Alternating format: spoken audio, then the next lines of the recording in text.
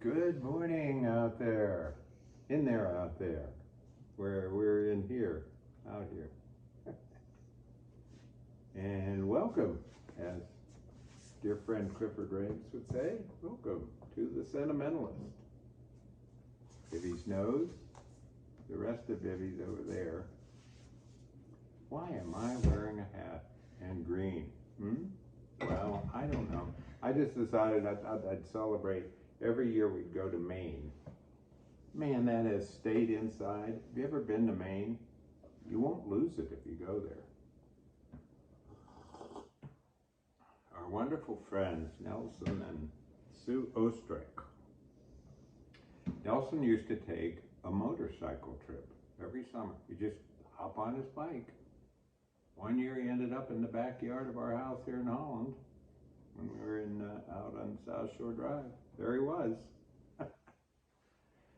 probably soaking wet from the rain, riding along. Anyway, they introduced, one year he ended up in Stonington, Maine, which is out on Deer Isle.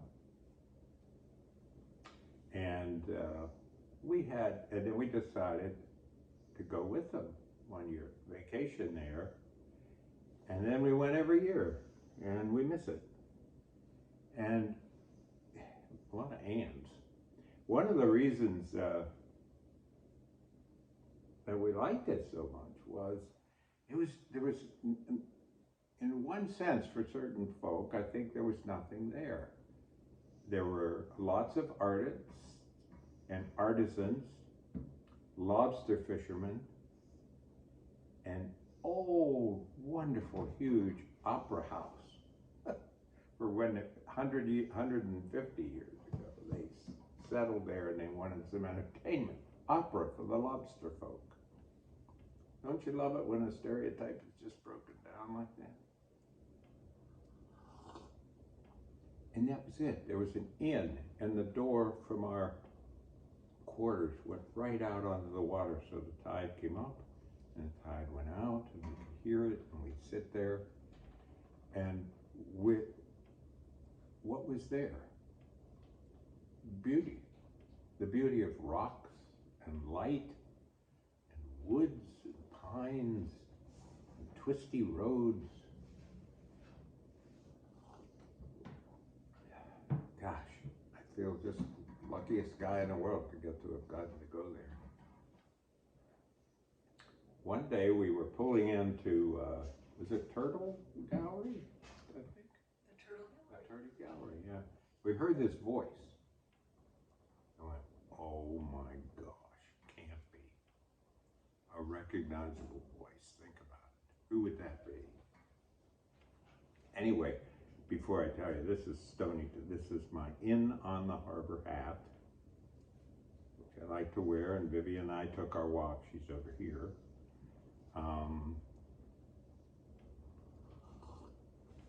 Wearing of the green for not Irish, but for Maine, it's green, green, green, green, green, green, green. So we get out of the car, we hear this voice inside this gallery. There's only one other car in the parking lot. It's one of our favorite galleries. And we say, oh my gosh, it can't be. It really can't be. Now, Julie and we won't get into celebrity thing. But anyway, Julie's not thrown by seeing a celebrity unless it's Denzel Washington and this other person. And who's the other person? Julia Child. Yes. And we went in, and there she was. And we had almost an hour or so with Julia, just us. We had the best time. And she designated me as the person to go get her pottery and things off the shelves. It turns out she was good friends with the owner of the gallery. And then I'd bring her over a pot, and she'd look at it, and she'd go, oh my God, Helen, you're charging that for this? So good. Finally, we both had on the same outfit. Blue Oxford cloth, is that right? Is that the term? Chambray shirts. And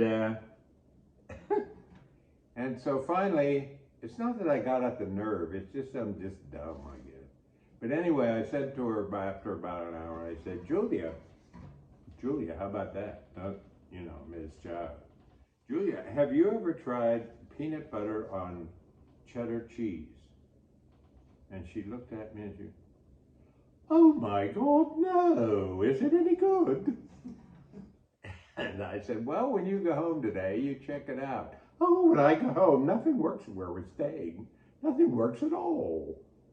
So that was our wonderful adventure, and we have a photograph of Jacques Pepin with Julia and Jacques Riddle with Julia. Oh, how wonderful. I mean, how wonderful. Good morning, Mark. And it's been a beautiful last week of Pride Week. Oh my gosh, the things going on. Meredith was out with so many of her gay friends having just the best time bowling and going to the Rocky Horror whatever picture show, and we all went down to the park. Oh my goodness, they had a big celebration after a long parade of cars, pride cars, in this parade of cars across through the little town of Saugatuck, across the bridge, and on into the little town of Douglas, and then on to the ball field or playground field or whatever it is, all useful for most anything. And there were a lot of booths there and lots of people and just full of delight and joy and happy Pride finale. It was great. Gosh, it was good. And then the light in the morning. Oh, do I love to take, you know, it's so, what more? I take Vivian on this walk and we go into the woods, and that, you know, that morning light, how it comes through the leaves? Wow. This morning it was spectacular. Tomorrow morning it'll be spectacular. And then around here, I keep saying it every week, it's a garden tour for Vivian and me. Hi, Viv.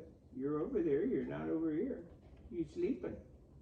Anyway, we walk on this, it's a garden tour. Everybody here, it's like some kind of contagious thing where everybody's out and having a great time working in their gardens. And our friend Donna down and Bev next door, they've been putting in new gardens, and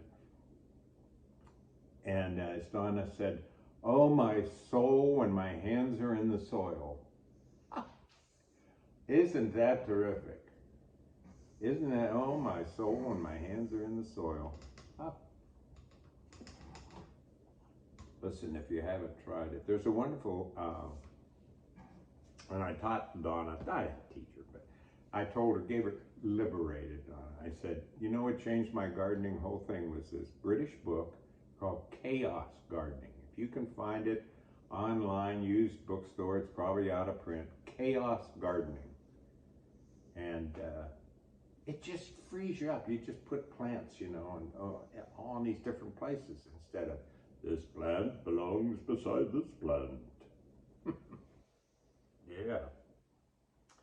And if you get a chance, Google the Library of Congress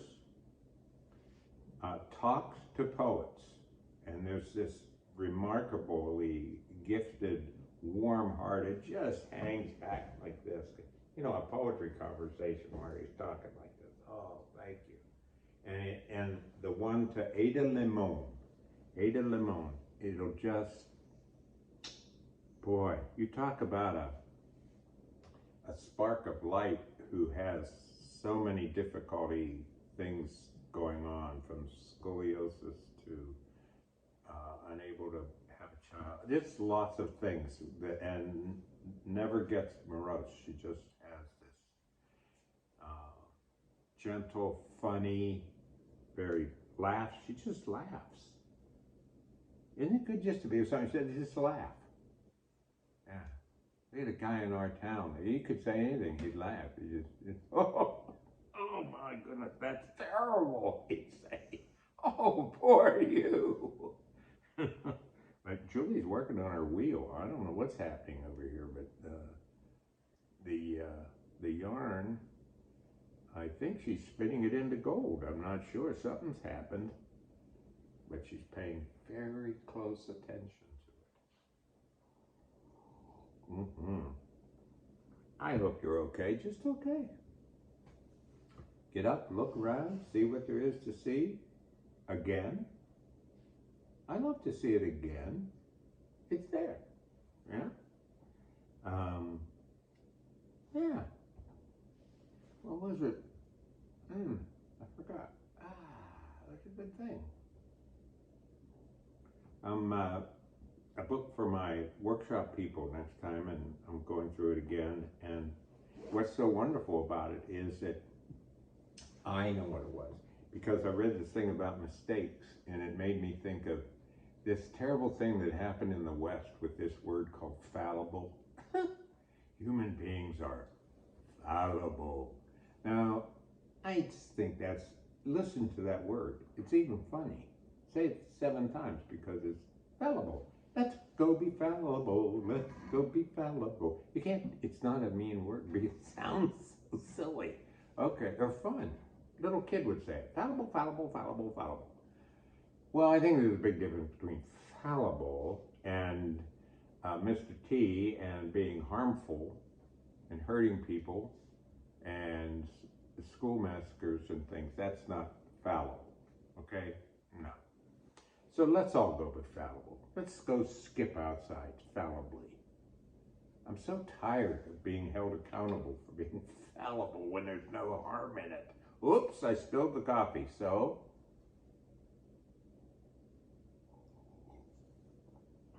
My sister's little, when one of her daughters was really little, she knocked over a china cup, and my sister said, "Oh, look at the shapes." Look at the shapes, yeah. So what else do we have out here? Oh, what's that word? Oh, that's to remind me, I got into a terrible argument. I have a temper, and I got into an argument with a person who lives out here. I feel bad about it. I felt good about it at the time, but now I feel bad about it. Yeah. So, the slowdown and the gardens and Pride Day, and let's all go be fallible. And here's fallible Vivi. She's great on her walk because she takes the walk and I go along. I mean, there's no question about it. But it's not that she pulls, it's just she knows where she wants to go, and she's so good. She doesn't go into anybody's garden, never once. She's like garden border. I don't know how she picked it up. We didn't train her, except to say a quiet little and that's about it. One of the cats, Molly's slithering across. Nope, she fell asleep in the sunshine. Well, this is National Mental Health Month, and you know, we really need to get to the point. I wonder if we could do it. Get to the point where we're talking, you know, I always make the joke we don't need, last thing I dream of the day when we no longer have a National Poetry Month or Black History, and it's just part of who we are, you know. Well, now it's Mental Health Month. And wouldn't it be good, because there's not National Common Cold Month, I don't think, or National Heartburn Month. I don't think so. We've got to just get it out of the closet, talk about it the way we talk about having a knee injury or whatever. I guess I said that because I'm holding my sore knee. So I want to start though with, this is the kind of thing that makes you say, I don't think I'll ever write another poem. This is one by Evie Pugh, age 6. Losing teeth. Zane lost 10 teeth. Nora lost 9 teeth. Olivia lost 7 teeth. All the teeth I've lost, I've had to make myself. Here's one called Sisters. Age 6. Some sisters are nice. Some sisters are mean. My sister's in the middle. Between. Here's one for me because of my background's from Czechoslovakia, or what was Czechoslovakia. It's called Prague. My ancestors stand as tall as mountains. Oh, this is age 8. Age 8. My ancestors stand as tall as mountains, covered with soft, silky snow and rough, rocky boulders, as they watch cars slither across the city of Prague. And I think I want to do one more before we have. Here's age 10, old toys. I remember when I was little, it would be the weekend, and my mom would work at her old job, Walgreens. We would have no school, so we would have to stay in the break room, and we would wait. Then I would get free toys, and me and my sister would play with the toys. And my mom asked, "Do you want to get some food?" And I said, "Yeah." And she said, "You are so sweet." And I had so much fun, and I still have those toys. And there is so much dust on them. How can that be? How can that be? And one more, age 6, Lila Foster, age 6, Black.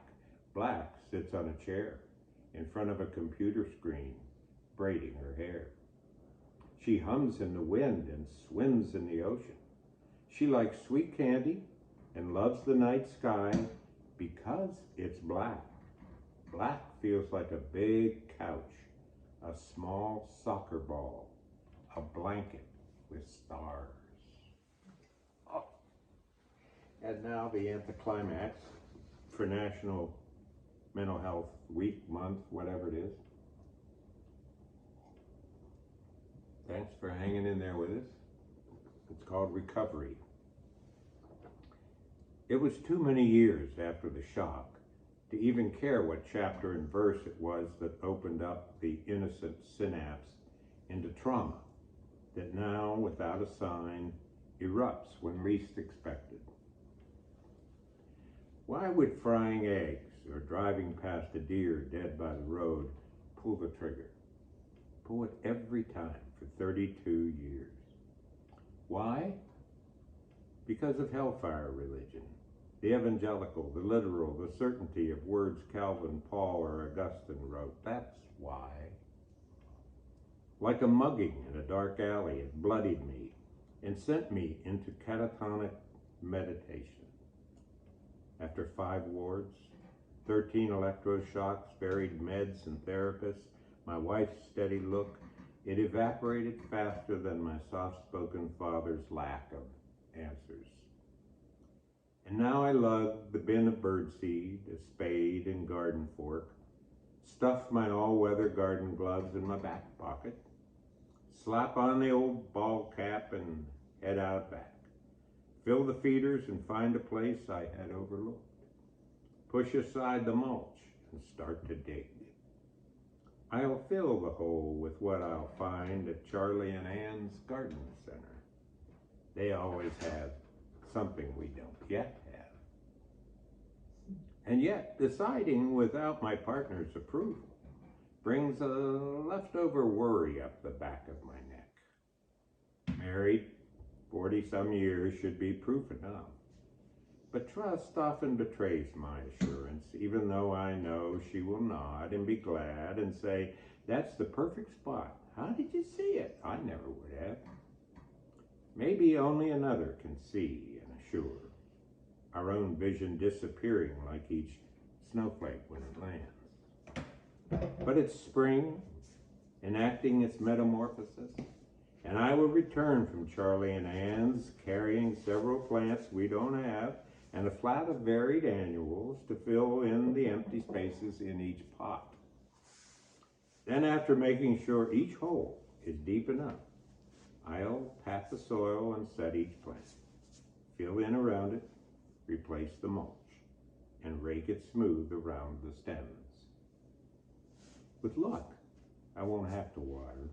The air signaling the gray of these clouds will soon bring rain.